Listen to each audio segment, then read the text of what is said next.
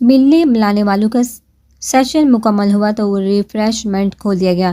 ساری فیملی کے لیے اسٹیج پر ہی انتظام تھا۔ آج عارب، ارش اور حارب اسوا کے صوفے پر بیٹھے تھے، جبکہ ان کے سامنے والے صوفے پر ابتسام، ابسام اور دا دونوں صوفوں کے ساتھ ایک صوفے پر حاجہ بیگم، مجیب صاحب اور عثمان، جبکہ دوسری طرف دونوں صوفوں کے ساتھ والے صوفے پر آہل اور نمل بیٹھے تھے۔ مجھے تم سے ضروری بات کرنی ہے۔ دا نے انہیں مخاطب کیا۔ عثمان کو اپنے ارد گرد خطرے کی گھنٹیاں بجتی محسوس ہوئی۔ جی بولیے۔ دا وہ کھانے سے ہاتھ روکا پورتا ان کی طرف متوجہ ہوئے۔ باقی سبھی انہیں ہی دیکھ رہے تھے۔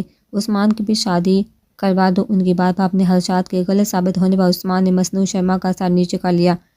اس کا کہنا ہے کہ وہ ساری رات سنگل ہونے کی ٹینشن میں جاگتا رہا، اور اگر کوئی وجود اس کی باہوں میں بھی ہوتا تو وہ بھی سکون سے سوتا۔ لہجہ سنجیدہ جبکہ آنکھوں میں شرارت لیے انہوں نے بات جاری کی۔ اپنے پوتے پوتیوں کو خوش دیکھ کر وہ بھی خود کو حشاش بشاش محسوس کرتے شرارت پر آمادہ ہوئے۔ عثمان جو جوس پی رہا تھا اسے سرد قسم کا اچھو لگا اور سارا جوس گلاس میں واپس گر گیا۔ عارب اور حارب نے مسکراہٹ چھپائی۔ عثمان نے شکوہ بڑی نظروں سے اسے دیکھا۔ اس لیے آپ کی نظر اس دن میری لیڈی پر تھی۔ آہل نے بھی گفتگو میں حصہ لیا اور سمجھتے سر ہلایا۔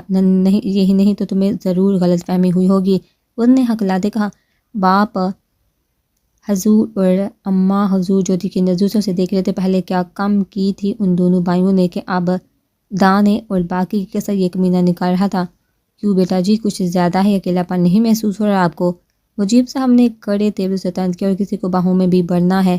حاجہ بیگم نے بھی اس کا کان پکڑتے مروڑا۔ نہیں ماما، میں نے ایسا کچھ نہیں کہا، پلیز آپ تو یقین کریں، میرا تمہارا یقین کروں۔ سیریسلی بیٹا جی، جسے خود اپنی بات کا یقین نہیں ہوتا۔ حاجہ بیگم نے جھٹکا۔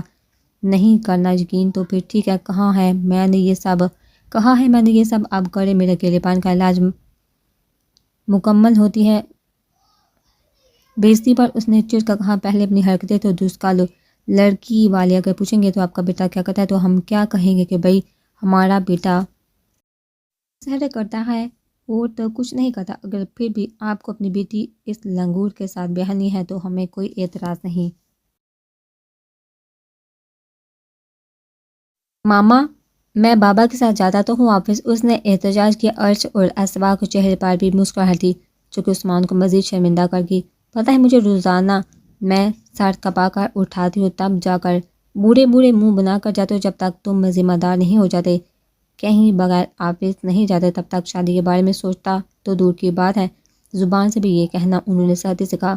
وہ چاہتی تھی کہ ان کا بیٹا ذمہ دار ہو جائے، تھوڑا سا سیریس۔ ہر لڑکی کی کچھ ترجیحات، کچھ خواہشات ہوتی ہیں جو اس کے شوہر سے وابستہ ہوتی ہیں، اس لیے وہ چاہتی تھی کہ وہ سنجیدہ ہو جائے اپنی لائف کے بارے میں۔ اوکے، اس نے سر جھکایا۔ چلیے پھر بھائی صاحب، اجازت دے کہ میں اپنی بیٹیوں کو ان کے مائکے لے جاؤں۔ ابتسام صاحب نے اجازت چاہی۔ اجازت ہے؟ ابتسام صاحب نے مسکرا کر اجازت دی۔ ویٹ، یہ سب کیا ہے؟ کون سا مائکا؟ حارم نے الجھتے پوچھا۔ بیٹا، رسم ہوتی ہے شادی کے اگلے دن ولیمے کے بعد لڑکے اپنے گھر جانی مائکے جاتی ہے تو وہیں تو جا رہے ہیں، اس نے جواب دیا۔ جا رہی ہے، لیکن آج وہ اپنے اپنے کمروں میں ٹھہریں گی جہاں وہ شادی سے پہلے رہتے تھے، ابتسام صاحب نے بم بولا۔ عارب اور حارب دونوں نے ایک دوسرے کو دیکھا۔ نو، حارب نے فوراً انکار کیا۔ کوئی ضرورت نہیں یہ فضول رسم کرنے کی، جب گاڑی کہہ دو پھر اس رسم کی تک تو نو وے، میں نہیں مانتا اس رسم کو۔ علی اسما میرے ساتھ میرے کمرے میں رہے گی، وہ قطعی انکاری ہوا، جبکہ عارب باپ دادا کے سامنے چپ رہا۔ اس میں تمہاری مرضی نہیں چلے گی، بچیوں کی چلے گی، اس نے اپنی چونچ باندھ کو۔ ابتسام صاحب نے اسے لڑتاڑا۔ بیٹا، تم لوگوں کا کیا فیصلہ ہے؟ ابتسام صاحب نے دونوں کو مخاطب کی۔ یہ رسم ہے تو پھر تو نبھانی چاہیے، ارش نے مناسب الفاظ میں جواب دیا۔ اندر سے تو دل بھنگنے ڈال رہا تھا، آج اسے دیو سے بچے گی۔ پہلی دفعہ اسے ابتسام صاحب کی کوئی بات صحیح لگی تھی۔ بیٹا آپ کو، انہوں نے اسوا کو مخاطب کیا۔ اسوا نے حارب کی طرف دیکھا جو نظروں سے اسے نہیں کہنے کا بول رہا تھا، لیکن وہ نظریں چرا گئی۔